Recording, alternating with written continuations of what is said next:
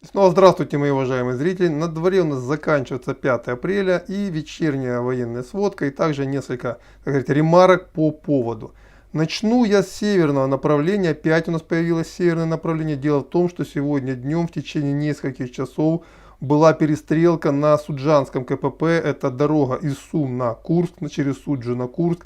Здесь вооруженные силы Украины обстреляли российский пограничный пост. И эта перестрелка, по рассказам местных жителей, сразу из 3 источников, продолжалась где-то на протяжении 3 часов. А это говорит о том, что подобные инциденты, скорее всего, в ближайшие дни будут происходить то на одном, то на другом участке российско-украинской границы. Дело в том, что после того, как российские войска покинули территорию Черниговской и Сумской областей, огромная протяженность этой границы теперь стала линией фронта. И эта линия фронта уже шумит. Да, безусловно, никаких серьезных активных наступательных действий ВСУ в этом направлении проводить не могут. Тем не менее, вот эти постоянные перестрелки будут отвлекать российское командование от выполнения основной операции по окружению Донбасса. И я думаю, что в первую очередь вот эти вот перестрелки, они должны именно оттянуть часть сил с Донбасской операции. Между тем, сегодня на протяжении всего дня поступала информация о том, что российские вооруженные силы все-таки медленно, но начали наступать из района Изюма.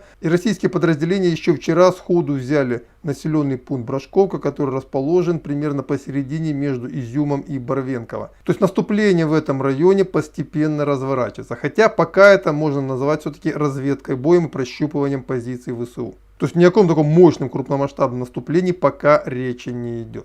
Идем дальше. Рубежная, Северодонецк, Лисичанск. Пока здесь бои, назовем их условно, местного значения. Единственное, что имеет действительно очень важное значение, это попытка прорвать фронт ВСУ вдоль реки Северский Донецк и в районе Попасной. Ну и также сегодня по разговорам моих зрителей, которые живут на западных окраинах Горловки, они говорят, фронт постепенно, артиллерийская канонада постепенно от их района отдаляется. А вот на Нью-Йорк начали падать бомбы. То есть это тот Нью-Йорк, который находится в Донецке, который был еще по ГТ недавно Новгородской, если не ошибаюсь. Так вот, сегодня российская авиация начала бомбить позиции ВСУ в этом населенном пункте. На Кураховском направлении также продолжались сегодня бои местного значения в районе Великой Новоселки, но заметного продвижения пока тоже здесь не фиксируется. То есть сегодня на протяжении почти всего дня затишье перед Донбасской бурей пока не нарушено. И здесь бы я хотел сегодня обратить внимание на очень интересную новость, очень важную новость, значимую, которая далее может очень серьезно повлиять на ход боевых операций. Это начавшаяся отгрузка на Украину тяжелого вооружения со стороны стран НАТО.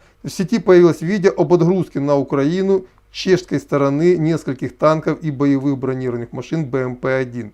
Также сегодня пришло сообщение о том, что Литва, по-моему, или Эстония, не помню уже, неважно, передает Украине батарею гаубиц Д-30. А Австралия тоже собирается передать часть своих бронетранспортеров на нужды украинских вооруженных сил. И очевидно, что это всего лишь первая ласточка, прощупывание позиций. И если дальше все пойдет нормально, то тяжелая техника со складов стран НАТО хлынет на Украину. И российскому командованию надо с этим что-то делать.